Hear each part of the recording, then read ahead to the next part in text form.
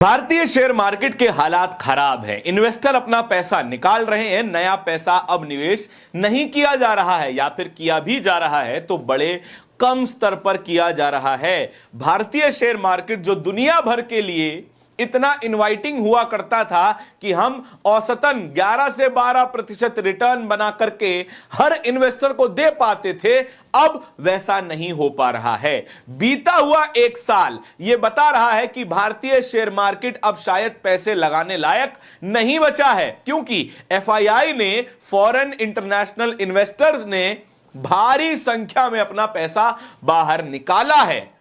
और यह वो पैसा है जो कभी भारत की जीडीपी का 17% हुआ करता था, जो कि अब आधे से भी कम रह गया है।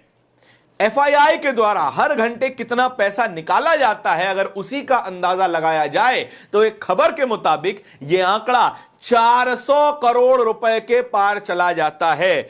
TV9 भारतवर्ष ने यह खबर पोस्ट की है। लिखा है कि भारतीय बाजार से हर घंटे फॉरेन इंटरनेशनल इन्वेस्टर 400 करोड़ रुपया निकाल रहे हैं। जो निवेश किया हुआ था वो पैसा निकाल रहे हैं। क्यों? क्योंकि उन्हें घाटे का अंदेशा है।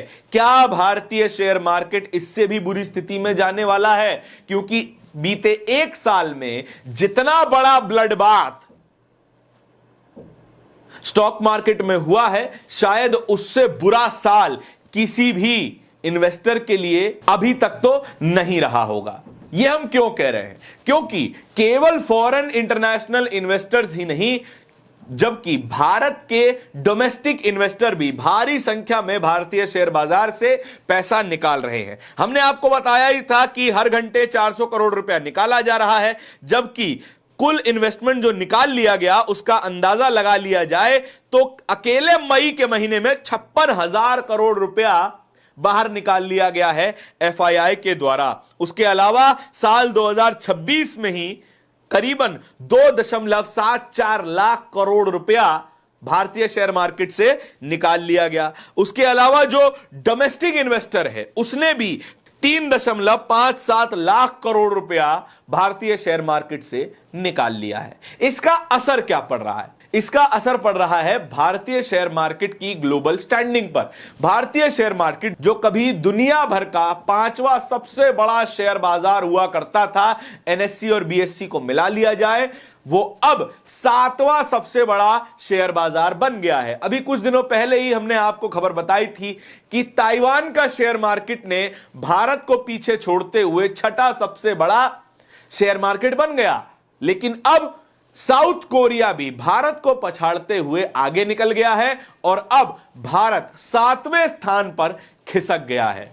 और यह स्थिति कैसे हुई है यह भी आपको बता देते हैं। असल में शेयर मार्केट का साइज कैसे कैलकुलेट किया जाता है? भारत में 2 इंडेक्स हैं, एनएससी और बीएससी, नेशनल स्टॉक एक्सचेंज और बॉम्बे स्टॉक एक्सचेंज। इन दोनों ही इंडेक्स में लिस्टेड जितनी भी कंपनियां हैं उनकी जो मार्केट वैल्यू है उसका अगर मिलान कर दिया जाए, उन सभी को जोड़ दिया जाए तो एक नंबर मिलेगा जो कि करीबन 4 ट्रिलियन डॉलर से अधिक का नंबर हुआ करता था। लेकिन अब वो घट करके करीबन 4 ट्रिलियन डॉलर से कुछ कम का आंकड़ा बन चुका है। इसी वजह से साउथ कोरिया का मार्केट भी अब भारत के शेयर मार्केट से ज्यादा बड़ा हो गया है और भारत का शेयर मार्केट 7वें स्थान पर पिछड़ गया है। बुल थ्योरी ने एक ट्वीट लिखा है जिसमें उन तमाम कंपनियों के बारे में बताया है जिनको बड़ा घाटा हुआ है बीते कुछ दिनों में। कितना घाटा हुआ है? केवल एक महीने में Indian stock market lost about 16.83 trillion dollar in market value in just 1 month. 16 trillion dollar का मार्केट वैल्यू खत्म हो गया। इतना बड़ा नुकसान है। अब आप जरा सोच करके देखिए कि भारत के शेयर मार्केट का जो साइज है वो क्यों छोटा हुआ है। ये 16 ट्रिलियन डॉलर तो केवल एक महीने में गायब हुआ है और करीबन 53 बिलियन डॉलर बीते दिन एक घंटे में उड़ गया। 53 बिलियन डॉलर, 53 बिलियन डॉलर एक घंटे में गायब। तो क्या यह चिंताजनक स्थिति नहीं है? अरविंद सुब्रमण्यन ने इसी फिनोमिना के बारे में इंडियन एक्सप्रेस में अपने आर्टिकल में बात की थी। बताया था कि विदेशी इन्वेस्टर भारत में आने से कतरा रहे हैं क्योंकि भारत की पॉलिसीज, इन्वेस्टमेंट की अनसर्टेनिटीज और लॉस होने का खतरा उन्हें सता रहा है, इसीलिए वो पैसा निकाल रहे हैं। इस स्थिति को काउंटर करने के लिए भारत के पास कोई भी ऐसा चेहरा नहीं है जिसको देख करके ये संतुष्टि आ सके कि कुछ नहीं भी होगा तो ये व्यक्ति हमें बचा सकता है। वो ना तो प्रधानमंत्री नरेंद्र मोदी है, ना वित्त मंत्री निर्मला सीतारमण है, और ना ही कोई और सरकार का नेता या फिर अधिकारी सामने आकर के ये कहने की कोशिश भी कर रहा है कि हम इस देश की अर्थव्यवस्था को बचाने में लगे हुए हैं। इस पूरी खबर के बारे में आपके क्या विचार है, कमेंट सेक्शन में बताइएगा जरूर। इस तरह की और भी खबरों को देखते रहने के लिए बोलता हिंदुस्तान को सब्सक्राइब जरूर कर लीजिएगा। बहुत बहुत शुक्रिया।